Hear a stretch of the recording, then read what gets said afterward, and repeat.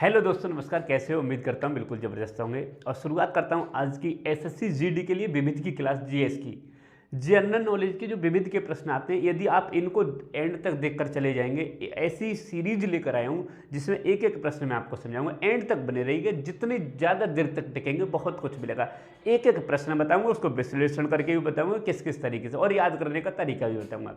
ठीक है, तो पहला प्रश्न ज़्यादा देर ना करते हुए, यदि आप वास्तव में अपना फ़ायदा चाहते हैं, आप सफल होना चाहते हो, तो वीडियो को शेयर कर दिया करो अगर अच्छा लगे करे, और लाइक करके जाएंगे। ठीक है, हाँ तो देखिए सर, हाँ पहला प्रश्न देखो, मैं लिखूंगा बाकायदा। पहला प्रश्न है, भगवान बुद्ध को ज्ञान की प्राप्ति कहाँ हुई थी? प्रश्न है, भगवान बुद्ध को ज्ञान की प्राप्ति कहाँ हुई थी?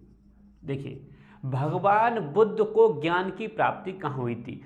तो देखो, बोध गया कहाँ पर हुई थी, याद कर लेना, ये कई बार पूछा गया है। बोध गया में ने यानी क्या हुई थी? ज्ञान की प्राप्ति हुई थी बोध गया, भगवान बुद्ध के लिए। अब भगवान बुद्ध के बारे में आपको पता ही है, भगवान बुद्ध जो थे, इनके घर पे एक संत आए थे, और ये राजा के एक राजा थे, उनके यानी कि पुत्र थे। और जब इनके यहाँ एक संत आए तो इनके पिताजी ने अपने बच्चे के बारे में पूछा, तो इन्होंने बता दिया था कि आपका बच्चा बड़ा होकर के क्या बनेगा? सन्यासी बनेगा। इसी बात के लिए लेकर के इन्हें बंद कर दिया गया था कि इन्हें बाहर का कुछ देखने को ना मिले, लेकिन अंत में जाकर भी ये क्या बने? एक सन्यासी बने, लेकिन भगवान बुद्ध जाकर बने थे। तो याद करिए, भगवान बुद्ध को जो ज्ञान की प्राप्ति हुई थी वो कहाँ हुई थी? बोध गया में हुई थी। कहाँ पर हुई थी? बोध गया में हुई थी। बाकी और चीज़ें मैं बताता रहूँगा, बस आप करते हैं। अगला प्रश्न है, आर्य समाज की स्थापना किसने की? आर्य, देखो छोटा हो तो बता देना, लिखा हो। आर्य समाज की स्थापना किसने की? आर्य समाज की स्थापना किसने की? देखिए, आर्य समाज की स्थापना अगर मैं बात करूँ, ये बम्बई में यानी मुंबई में की गई थी, और इसके स्वामी दयानंद जी ने की थी। किसने की थी? स्वामी दयानंद जी ने की थी।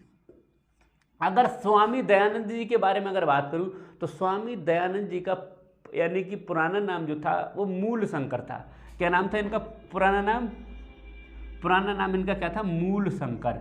इनको मूल शंकर कहा जाता था, ये मूल शंकर था। इनकी अगर मैं बात करूं तो यानी स्वामी दयानंद जी के बारे में, इन्होंने आर्य समाज की स्थापना करी, और इन्होंने एक पुस्तक थी, बहुत अच्छी पुस्तक इनकी। अगर पुस्तक की मैं बात करूं तो जिस पुस्तक का नाम है सत्यार्थ प्रकाश। क्या नाम है? सत्यार्थ प्रकाश। इनकी ये पुस्तक है सत्यार्थ प्रकाश। ये स्वामी दयानंद जी की पुस्तक है, कई बार पूछा जा चुका है। स्वामी दयानंद जी के अगर बारे में मैं बात करूं तो स्वामी दयानंद जी के पिताजी और माताजी एक बार इन्हें पूजा के लिए ले गए। तो पूजा करने के लिए जब ले गए थे, तो मंदिर में जाने के बाद जब कहते हैं कि आंखें बंद कीजिए और यानी कि ध्यान लगाइए, जब ध्यान लगाने को कहा तो स्वामी दयानंद जी आंखें खुले हुए थे, देख रहे थे कि एक चूहा उस पर शिवलिंग पर आ रहा है और उसको बार बार उठा के जा रहा है, आ रहा है, बार बार उठा के जा रहा है। तो स्वामी दयानंद जी ने कहा था अपने पिताजी से कि पिताजी, जो ईश्वर है ये अपनी खुद रक्षा नहीं कर सकता है, तो ये हमारी रक्षा है। इसी को बताते हैं, मानते हैं, और इसी को लेकर के इन्होंने भी क्या कर दिया था? देश के लिए बहुत बलिदान दिया, और बहुत ही यानी कि अच्छा काम किया, जो कि सत्यार्थ प्रकाश एक बहुत अच्छी पुस्तक, और आर्य समाज की इन्होंने स्थापना की थी। चलिए, और बाकी चीज़ें जितनी भी आती जाएंगी मैं करते जाऊँगा। तीसरा प्रश्न देखिए क्या है, पंजाबी भाषा की लिपि कौन सी है? पंजाबी भाषा की लिपि। देखिए, पंजाबी भाषा की जो लिपि पूछी है, कई बार ये प्रश्न पूछा जा चुका है। पंजाबी जो भाषा होती है उसकी जो लिपि होती है, हिंदी की लिपि आपसे पूछी जाती है, इसी तरह पंजाबी की होती है गुरमुखी। कौन सी होती है? गुरमुखी। ये गुरमुखी जो होती है अब जैसे हिंदी की पूछी जाए तो हिंदी देवनागरी लिपि में लिखी जाती है, हिंदी देवनागरी लिपि में लिखी जाती है। अब यहीं पर मैं लिख देता हूँ हिंदी की लिपि। अगर हिंदी की लिपि पूछी जाए तो हिंदी कौन सी लिपि में लिखी जाती है? देवनागरी। देवनागरी हिंदी की लिपि कौन सी है? देवनागरी है हिंदी की लिपि। इसी तरह ये पंजाबी की कौन सी है? गुरमुखी। याद कर लेना, बहुत मोस्ट प्रश्न है, ऐसे प्रश्न जो कई बार यानी कि पूछे जा चुके हैं। चलिए, चौथा प्रश्न देखिए क्या है, भारत की मुख्य भूमि का दक्षिणतम किनारा कौन सा है? भारत की जो भूमि है, भारत यानी कि जम्मू कश्मीर से लेकर यानी कि लद्दाख से लेकर नीचे कन्याकुमारी तक, दूसरी अगर बात करूं तो अरुणाचल प्रदेश से लेकर गुजरात तक। तो प्रश्न ये पूछा है भारत की मुख्य भूमि का दक्षिणतम बिंदु, ठीक है, भारत की मुख्य भूमि का दक्षिणतम बिंदु, दक्षिणतम बिंदु। अगर दक्षिणतम बिंदु की बात करूं तो भारत की जो दक्षिणतम बिंदु है जो नीचे दिया है वो कौन सा है, कन्याकुमारी। इसे भी याद कर लेना, कन्याकुमारी, ठीक है, कन्याकुमारी, ये आपके लिए बहुत मोस्ट है, इसे भी आप याद करना। भारत की मुख्य भूमि का ये कई बार पूछा गया है, और कि मुख्य भूमि जो होती है, अब ये कई बार, अब तुमसे एक बार पूछे जो कन्याकुमारी है वो कौन से राज्य में है, कन्याकुमारी, तो नीचे तमिलनाडु में जाके पड़ता है। कहाँ पड़ता है, तमिलनाडु में ये पड़ता है कन्याकुमारी जाकर के, और सबसे दक्षिणतम बिंदु है। चलिए और आगे कराता हूँ। हाँ, भारत में सबसे पहले सूर्य किस राज्य में, बहुत अच्छा प्रश्न है। चलिए मैं यहाँ कराता हूँ, दिख रहा होगा। हाँ, भारत में सबसे पहले सूर्य किस राज्य में निकलता है, आपका होगा 5वां प्रश्न। भारत में सबसे पहले सूर्य किस राज्य में निकलता है, राज्य में निकलता है। देखिए अगर मैं बात करूं, ये बहुत अच्छा प्रश्न है, भारत में सबसे पहले जो सूर्य निकलता है वो कौन से राज्य में, भारत में सबसे पहले कौन से राज्य में सूर्य निकलता है, तो इसका उत्तर है अरुणाचल प्रदेश। कौन सा है, अरुणाचल प्रदेश। अरुणाचल प्रदेश में सूर्य सबसे पहले निकलता है। अगर यहीं पर यहाँ पर हो गया, यानी कि सबसे पहले बात कर दूँ उदय, उदय होता है। अगर मैं अस्त की बात करूँ, सबसे अंत में अस्त कहाँ होता है, यानी कि सबसे लास्ट में अस्त कहाँ होता है, तो बात करूँ तो ये है यानी कि गुजरात, गुजरात में सबसे बाद में। और देखो अब दो चीज़ें हैं, अब अरुणाचल प्रदेश में जब सबसे पहले निकलता है तो सबसे अंत में अस्त भी वहाँ होगा, और गुजरात की बात करूं तो गुजरात में लास्ट में निकलता है, सबसे अंत में कहाँ दिखाई देता है, गुजरात में, लेकिन सबसे अंत में अस्त कहाँ होता है, गुजरात में। इतना भी आपको याद। अगर मैं बात करूं यहाँ से यहाँ तक कि अरुणाचल प्रदेश से गुजरात तक के बीच का जो समय है, यानी सूर्य का जो समय वो है 2 घंटे। कितना है, 2 घंटे, यानी कि अरुणाचल प्रदेश में गुजरात से 2 घंटे पहले सूर्य निकल आता है, और गुजरात में अरुणाचल प्रदेश के 2 घंटे बाद सूर्य निकलता है। चलिए छठा प्रश्न देखिए क्या है। हाँ, इंसुलिन का प्रयोग किस बीमारी के उपचार में किया जाता है, इंसुलिन का प्रयोग किस बीमारी में किया जाता है, किस बीमारी में किया जाता है।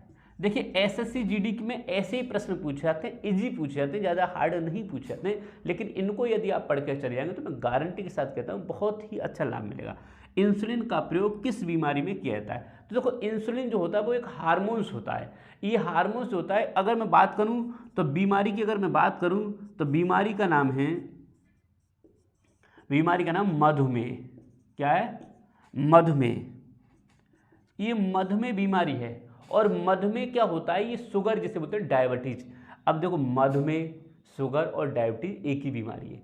काफ़ी बच्चों को तो काफ़ी दिन तक ये पता ही नहीं चलता है कि मधुमेह और डायबिटीज और शुगर एक ही बीमारी होती है। तो इसको आप समझ लीजिए मधुमेह। इसमें होता क्या है कि जब इंसान मीठा खाता है तो मीठी चीज़ को पचा नहीं पाता है, और पचाने का कार्य करते हैं इंसुलिन। अब इंसुलिन हार्मोन्स जो होता है, जिसके अंदर इंसुलिन हार्मोन्स की कमी हो गई तो वो मीठी चीज़ पचा नहीं पाएगा, और मीठी चीज़ पचा नहीं पाएगा तो जैसी की तैसी निकाल देगा, और जैसी की तैसी। अब इंसुलिन, इसकी सबसे अच्छी पहचान बताता हूँ। यदि आप जाइए टॉयलेट में, और अगर टॉयलेट करने के बाद आपके टॉयलेट में चींटी या चींटे लग जाएँ तो समझ लीजिए उस व्यक्ति को शुगर की बीमारी है। क्यों, क्योंकि आप जब मीठी चीज़ खाएंगे और आपकी मीठी चीज़ पच नहीं पाई तो आपकी टॉयलेट में मीठा निकल जाएगा, और मीठा निकल जाएगा तो चींटी लग जाएंगी या चींटे लग जाएंगे। तो ये सबसे अच्छी पहचान भी बताते हैं कि आज के समय में जिसकी टॉयलेट में यानी कि चींटे लग जाएं, चींटी या चींटे, तो समझ लीजिए क्या है, उसे मधुमेह। मधुमेह का काम, मधुमेह बीमारी में इंसुलिन जो होता है, इंसुलिन हार्मोन्स होता है, ये सिर्फ आपको क्या करता है, ये खत्म नहीं करता। मधुमेह जो बीमारी होती है डायबिटीज, इसे मिटाता नहीं है, लेकिन ये कंट्रोल कर देता है। आप जो मीठा खाते हैं उसको कंट्रोल कर देता है, आपको पचा देता है। कुछ वो ऐसे हैं बीमार जो बेचारे अपने इंजेक्शन लगा लगा कर अपना समय काट रहे हैं। चलिए 7वां प्रश्न देखिए क्या है, बिहू किस राज्य का प्रसिद्ध त्योहार है। अगर बात करूं बिहू किस राज्य का, किस राज्य का प्रसिद्ध त्योहार है, प्रसिद्ध त्योहार है। अब देखो मैं तुम्हें एक चीज बताऊं, ये बहुत बार पूछा गया ये प्रश्न, हर बार पूछा गया, इसे रट लीजिए बिहू वाला। बिहू ये असम जो है, असम, ये असम का है, असम राज्य का। अब देखो असम की अगर मैं बात करूं तो देखो असम जो राज्य पड़ता है वो दक्षिण में पड़ता है, पहली चीज। देखो ऐसी चीजें याद करते हैं, असम कहां पड़ता है, दक्षिण में पड़ता है। आगे अगर मैं बात करूं, असम की जो राजधानी वो दिसपुर है, असम की राजधानी कहां है, दिसपुर। ऐसे ये चीजें आपको याद करनी है, अब याद ही नहीं करेंगे तो दिक्कत हो जाएगी, ठीक है। ये सब चीज याद कर लिए। और ये अब मैं आगे करता हूँ, 7वां प्रश्न हो गया, अब बात करते हैं 8वें प्रश्न की, ठीक है। और ये मेरा मानना तो ये है कि आप सभी बच्चे जो है ये प्रश्न को एक एक को लिख लीजिए, लिखते जाइए। मैं डेली क्लास में लेकर आऊंगा जीके के, और बहुत अच्छे अच्छे ऐसे प्रश्न, और इनके बारे में बताऊंगा मैं, हाँ बताता भी रहूंगा। चलिए असम, हाँ ये हो गया बिहू। बात कर रहा हूं कौन सा विटामिन आंवले में प्रचुर मात्रा में पाया जाता है, हाँ 8वां प्रश्न। 8वां प्रश्न है कौन सा जो विटामिन है, कौन सा विटामिन आंवला में प्रचुर मात्रा में, आंवला आप जानती हैं, हाँ तो थोड़ा कौन सा,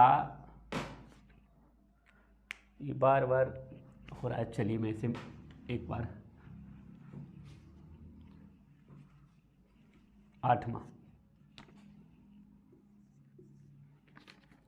8वां प्रश्न है कौन सा विटामिन, कौन सा विटामिन आंवला में प्रचुर मात्रा में पाया जाता है। देखिए आंवला की अगर, सॉरी, कौन सा विटामिन आंवला में प्रचुर मात्रा में, आंवला में जो विटामिन पाया जाता है वो विटामिन सी पाया जाता है। कौन सा विटामिन पाया जाता है, विटामिन सी। अब देखिए यहां समझिए, विटामिन सी यानी खट्टे जो पदार्थ होते हैं, खट्टे फल होते हैं, उन सभी में यानी कि विटामिन सी पाया जाता है। लेकिन अगर यही बात की जाए कि सबसे ज्यादा पाया जाता है तो आंवला में सबसे ज्यादा। अगर मैं आंवला की अगर बात करूं तो ये सबसे ज्यादा पैदा होता है, पैदावार होती है, ये प्रतापगढ़ में होती है। किसमें होती है, प्रतापगढ़ में इसकी सबसे ज्यादा पैदावार होती है आंवला की। विटामिन, अब विटामिन सी की कमी से, ये एक बार प्रश्न आया था, विटामिन सी की कमी से जो रोग होता है, ये कौन सा रोग होता है बता सकते हैं, विटामिन सी की, कमेंट भी कर दिया करें। विटामिन सी की कमी से जो रोग होता है उस रोग का नाम कौन सा है बताइए, पायरिया। कौन सा है, पायरिया। ये कहाँ पाया जाता है, दांतों में। दांतों की जो बीमारी होती है ये विटामिन सी की कमी से होता है, ठीक है। हाँ 9वां प्रश्न देखिए, अगला प्रश्न क्या, भारत का प्रथम गवर्नर जनरल कौन था, भारत का प्रथम गवर्नर जनरल कौन था। देखिए भारत का प्रथम गवर्नर जनरल, भारत एक जब शुरुआत की अगर मैं बात करूं तो पहले जो होता था वो कोलकाता का होता था, लेकिन अगर बात करूं भारत का प्रथम गवर्नर जनरल तो ये था विलियम बेंटिंग। कौन था, विलियम बेंटिंग। याद कीजिए, इसमें बहुत कंफ्यूजन होती है बच्चों के लिए, कई बार बच्चे इसको कंफ्यूज कर देते हैं। इसे कई बार रिपीट कीजिए, भारत का प्रथम गवर्नर जनरल, भारत का प्रथम गवर्नर जनरल, भारत का प्रथम गवर्नर जनरल, तो कौन था, विलियम बेंटिंग। ये भारत का प्रथम गवर्नर जनरल था। चलिए 10वां प्रश्न क्या है, कागज का आविष्कार किस देश में हुआ था बताइए, कागज का आविष्कार। अगर कागज का आविष्कार की बात करूं तो कागज का जो आविष्कार हुआ था वो कहाँ हुआ था, चीन में हुआ था। ये बहुत मोस्टली कागज का जो आविष्कार हुआ था वो कहाँ हुआ था, सबसे पहले कागज का आविष्कार चीन में हुआ था। चलिए चीन की राजधानी क्या है बताइए जल्दी से। हाँ ऐसे चीन की राजधानी कहाँ है, बीजिंग। चीन कहाँ पड़ता है, भारत से उत्तर दिशा में चीन पड़ता है। याद कर लिए, भारत से उत्तर दिशा में कौन सा है, कहाँ क्या पड़ता है, चीन पड़ता है, ठीक है। 11वां, गौतम बुद्ध के बचपन का नाम। मैंने बताया था गौतम बुद्ध, गौतम बुद्ध के बचपन का नाम, गौतम बुद्ध के बचपन का नाम क्या था, सिद्धार्थ था। क्या था, सिद्धार्थ। गौतम बुद्ध के बचपन का नाम क्या था, सिद्धार्थ। गौतम बुद्ध के बचपन का नाम। अब गौतम बुद्ध, अब मैंने अभी बताया था, पहला प्रश्न बताया था, गौतम बुद्ध यानी बुद्ध के लिए ज्ञान की प्राप्ति कहाँ हुई थी, बता दीजिए कहाँ हुई थी, अभी बताया था मैंने, बोध गया में। हाँ, और इन्होंने सारनाथ में प्रथम उपदेश दिया था।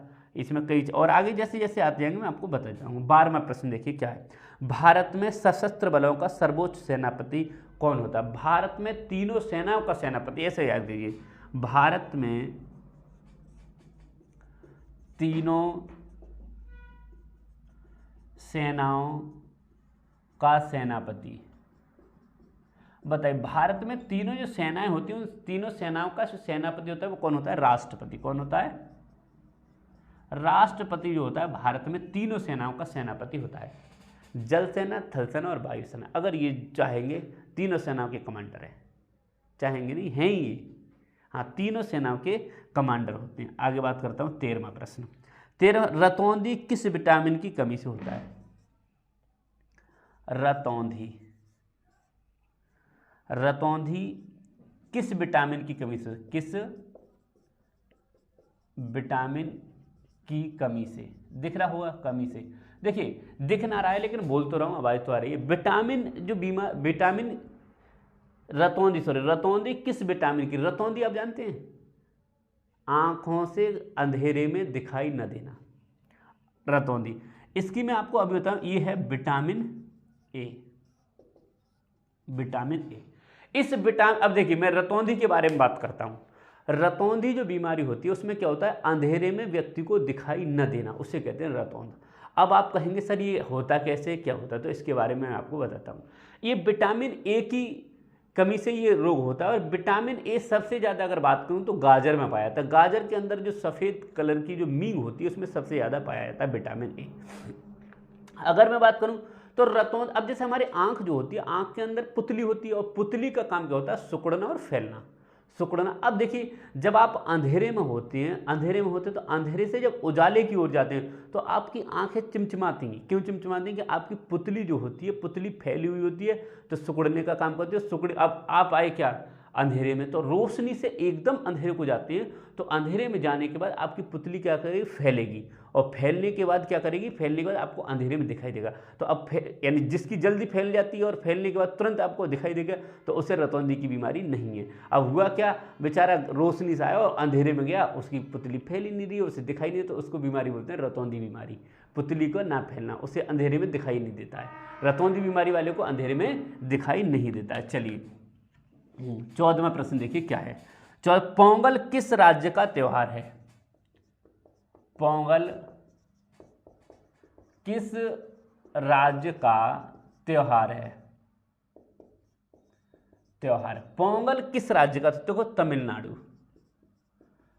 तमिलनाडु का ये त्योहार है। अब तमिलनाडु के बारे में, तमिलनाडु की जो राजधानी वो कहाँ है? चेन्नई। तमिलनाडु की राजधानी कहाँ है? चेन्नई, याद कर लीजिए, तमिलनाडु की राजधानी कहाँ है? चेन्नई। तो पोंगल, पोंगल ये एक 2-3 बार याद कर लीजिए। जैसे मैंने बिहू असम का, बिहू असम का, इसी तरह से पोंगल तमिलनाडु। पोंगल किस राज्य का त्यौहार है? तो तमिलनाडु का। चलिए 15वां प्रश्न देखिए क्या, 15, गिद्धा और भांगड़ा बहुत बार पूछा गया भैया। ये गिद्धा और भांगड़ा, गिद्धा और भांगड़ा किस राज्य के लोक नृत्य हैं? किस राज्य के लोक नृत्य हैं? लोक नृत्य हैं। देखो गिद्धा और भांगड़ा। अब देखो मैं आपको बात बताऊं, गिद्धा प्लस भांगड़ा की बात करूं, देखिए ये गिद्धा और भांगड़ा। भांगड़ा तो आप जानते ही भैया, जिसकी दोस्त की शादी में गया उसे भांगड़ा करना ही पड़ेगा, क्योंकि भांगड़ा आप जानते हैं भांगड़ा में क्या होता है। और गिद्धा आप जानते हैं, गिद्धा जो होता है, ये गिद्धा और ये दोनों जो है वो कहाँ के हैं? पंजाब के हैं। ये प्रश्न कई बार पूछा जा चुका है, कहाँ के हैं? पंजाब के हैं। गिद्धा और भांगड़ा याद करोगे 2-4 बार, गिद्धा भांगड़ा, गिद्धा भांगड़ा, गिद्धा भांगड़ा, याद हो जाएगा। चलिए 16वां प्रश्न, टेलीविजन का आविष्कार किसने किया? टेलीविजन का आविष्कार, टेलीविजन का अगर आविष्कार की बात करूं, जॉन लोगी बेयर्ड। कौन थे? John Logie Baird. इन्होंने इसका आविष्कार किया था। किसका? टेलीविजन का आविष्कार किया था। 17वां प्रश्न देखिए क्या है। 17वां प्रश्न, भारत की पहली महिला शासिका, भारत की पहली महिला शासिका, भारत की पहली महिला शासिका जो थी वो थी रजिया सुल्तान। इसके बारे में आपको कुछ बताऊंगा, ठीक है। रजिया सुल्तान, देखिए ये रजिया सुल्तान की अगर मैं बात करूं तो रजिया सुल्तान जो थी वो इल्तुतमिश की बेटी थी। रजिया सुल्तान इल्तुतमिश की बेटी थी। रजिया सुल्तान के जो भाई था वो बेचारा एक तरीके से कहा जाए कि कम बुद्धि थी, उसमें मूर्ख था। तो लोगों ने क्या काम किया, उसकी जगह इसे वहाँ का यानी कि राज्य दे दिया कि भैया रजिया यानी तुम संभालो यहाँ का राज्य। तो ये पहली तो क्या बनी थी, शासिका बन गई। अब पहली जब शासिका ये बन गई और महिला थी, पहली महिला बनी है और महिला काबिल थी, तो इसने क्या काम किया, इसने जो यानी कि दरबार में जो जाते हैं तो कोट पैंट पहन के जाती थी, टोपी लगाकर, यानी कि पुरुषों वाली वेशभूषा में ये जाती थी। तो ये भी कई बार पूछा गया है, तो पुरुषों वाली जो वेशभूषा में जो जाती थी वो कौन थी, यही थी रजिया सुल्तान। तो रजिया सुल्तान ये। दूसरी में बात करूं तो रजिया सुल्तान, ये कई बार प्रश्न पूछा गया है, तो कि यानी कि पुरुषों वाली वेशभूषा में पहली जो महिला थी वो कौन जाती थी, तो यही थी। इसने कभी यानी कि मुंह ढकना और ये कभी कुछ नहीं किया था, ये सिर्फ काला कोट पैंट पहन के इसका ये वो था, ठीक है। तो भारत की प्रथम महिला शासिका। तो 17वां क्वेश्चन हो गया। बात करते हैं 18वां क्वेश्चन की, ठीक है। कीजिए भाई, और देखो लिखेंगे प्रश्न को, अगर लिखते जाएंगे तो इससे ये रहेगा आपके लिए याद हो जाएंगे, और नहीं लिखेंगे तो देखो आपको ही फायदा नहीं होगा। अगर फायदा चाहते हैं, ये बन देखिए कि कितना बच्चा देख रहा है, क्या नहीं कर रहा है, क्योंकि प्रश्न कहाँ से आए हैं, कैसे आए हैं, तो इनको आप देखिए, ठीक है। प्रश्न में ऐसे निकाल कर लेके आया हूँ, और ऐसे जो कि आपकी हर बार एग्जाम में इसी तरह के प्रश्न पूछे जाते हैं। और देखो भाई अच्छा लगता है तो वीडियो को शेयर कर दिया करो। अब भाई आप अगर वीडियो शेयर ना करेंगे, आप अपने मतलब देखेंगे, तो देख लीजिए कम से कम इतना तो आपका फर्ज बनता है, तो वीडियो को शेयर कर दिया करें। हाँ, 18वां प्रश्न देखो क्या है। 18वां, मछली किसकी सहायता से सांस लेती है। मछली किसकी सहायता से सांस लेती है। देखिए मछली जो है, मछली का जो सांस लेती है, तो इसका जो गलफड़े होते हैं उनसे किससे लेती है, गलफड़ों, लिख लो, गलफड़ों से ये मछली सांस लेती है। अब बात की जाए सबसे बड़ा जंतु भी पूछा जाता है, यानी कि तो ये नीली व्हेल होती है, सबसे बड़ी पाई जाती है। इस मछली के अगर बारे में पूछा जाए 19वां प्रश्न है, इंकलाब जिंदाबाद का नारा किसने दिया। इंकलाब जिंदाबाद का नारा, इंकलाब जिंदाबाद का नारा किसने दिया था, भगत सिंह ने। देखिए भगत सिंह ने जिस समय असेंबली में बम फेंका था उस समय इंकलाब का नारा दिया था, उन्होंने क्या कहा, असेंबली में जो बम फेंका था उसमें क्या किया था कि इन्होंने यानी बम जो फेंका गया था उसका फेंकने का कार्य सिर्फ भीड़ को तितर-बितर करना था, भीड़ को उकसाना था, सिर्फ हंगामा फैलाना था, उससे किसी को जनहानि नहीं पहुंचानी थी, किसी को नुकसान पहुंचाना नहीं था। तो इन्होंने बम फेंकने के बाद पर्चे फेंके और उसमें लिखा था इंकलाब जिंदाबाद, उसी समय नारा दिया था। लेकिन इनके लिए गिरफ्तार कर लिया गया, अंग्रेजों ने गिरफ्तार कर लिया कि नहीं ऐसा हुआ था। कई मणगंत कहानियां बना दी कि ऐसा किया, वो किया, ये किया। चलिए 20वां प्रश्न देखिए क्या, जलियांवाला बाग हत्याकांड, जलियांवाला बाग हत्याकांड देखिए कब हुआ, ये कब और कहां, ये भी प्रश्न कई बार पूछा गया। जलियांवाला बाग हत्याकांड ये 1919 को हुआ था। कब हुआ था, 1919 के लिए। और ये रोलेक्ट एक्ट एक कानून आया था और इसे काला कानून कहते थे। इस कानून में क्या था कि इस कानून में किसी भी व्यक्ति, जैसे इस समय यदि आपकी गलती नहीं है तो गलती न होने के बाद आप अपील कर सकते हैं। आप क्या कर सकते हैं, अपील कर सकते हैं। साहब एक बार और भी, जैसे आपने यानी मैच देखा है, क्रिकेट चलता है, तो जब कोई व्यक्ति आउट आपको लगता है, क्या लगता है, आउट, और आपको यानी एम्पायर ने आपको आउट नहीं दिया तो आपको क्या लगता है, आपको लगा आउट है, तो आप क्या करेंगे, अपील करेंगे। अपील का मतलब आप अपनी कहेंगे कि हो सकता है हमें लग रहा है कि ये आउट है, तो एम्पायर क्या करेगा, उसे डिसीजन को देखेगा कि हो सकता है हाँ इनकी बात सुननी चाहिए, कि हो सकता है आउट हो, मैं न देख पाया हूँ, तो ये होती है अपील। यदि आप पर किसी काम के लिए मुकदमा चलाया गया और हो सकता है आप पर ये निर्दोष हो, तो आप पर क्या चलाई जाएगी, आप अपील कर सकते हैं, जाएंगे और आप कोर्ट में जाकर अपील कर सकते हैं कि साहब ये हम पे निर्दोष लगाया हुआ है, तो आपको अपील होती है। इसी तरह 1919 में एक रॉलेट एक्ट आया था, काला कानून, और इसी को यानी कि वापस जाने के लिए उन्होंने क्या काम किया, यहाँ पर जलियांवाला बाग हत्याकांड में ये मीटिंग कर रहे थे सभी लोग बैठ करके इकट्ठे होकर कि ये कानून सही नहीं है और ये हमारे लिए नुकसानदायक है। तो यानी जनरल डायर ने क्या काम किया, गेट बंद करके उस बाग का गेट बंद कर निहत्थे जो लोग थे काफ़ी, उन लोगों पर गोलियां ज़बरदस्ती जलवा दी। इसमें काफ़ी लोग ऐसे थे जो हिंदुस्तानी थे जिन्होंने गोलियां चलाई थी, हिंदुस्तानी भी पुलिस में भर्ती थे, उन्होंने भी अपनों ने मारा। तो इसमें कई लोग ऐसे थे जो काफ़ी लोगों ने आज भी बताते हैं वहाँ पर क्या है। और ये जगह पड़ती है पंजाब के अमृतसर में। कहाँ पर? अमृतसर, यानी पंजाब के अमृतसर में ये जगह पड़ती है। जलियांवाला बाग हत्याकांड हुआ था, बहुत भयंकर हत्याकांड था जिसमें काफ़ी लोगों को। और बाकी देखिए 20 प्रश्न थे, मैं उम्मीद करता हूँ ऐसे बहुत, यानी कि मैं कोशिश करूंगा मैराथन क्लास लाने की, यानी कि ज़्यादा से ज़्यादा, क्योंकि एक एक क्वेश्चन को मैं डिफाइन भी करता हूँ और अच्छी तरीके से बताऊंगा। अगर अच्छी लगी तो वीडियो को लाइक करके जाइए और दोस्तों के साथ शेयर जरूर करिए। मिलता हूँ वीडियो, तब तक के लिए।